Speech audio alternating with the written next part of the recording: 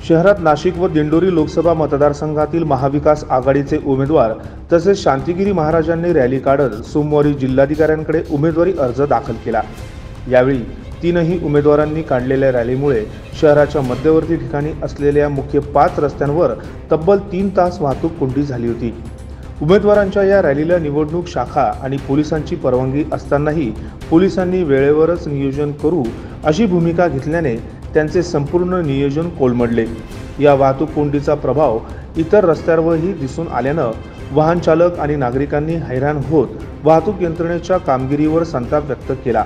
सोमवार आठवड्याचा पहिला दिवस असल्याने सकाळी 9:30-10 वाजेपासूनच मुख्य बाजारपेठेत ऑफिस, बँका, काही प्रमुख कार्यालयातील कामांसाठी नागरिकांची गर्दी होत असते। मात्र पोलिसांच्या कार्यक्षमतेमुळे सोमवारी नागरिकांचा कामाचा वेळ वाहतूक कोंडीत गेल्याने नागरिकांना प्रचंड मनस्ताप सहन करावा लागला।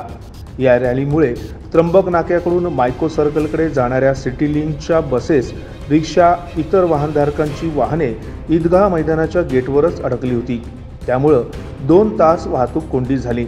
बंदोबस्तासाठी असलेल्या पोलीस उपनिरीक्षकाने रस्त्यावर वाहने थांबवत वाहतूक नियंत्रण करण्यासाठी सूचना केल्या। अशीच परिस्थिती शहरातील काही भागात झाली होती। नागरिकांना याचा मनस्ताप सहन करावा लागला। Nashik news Maharashtra bureau, Nashik.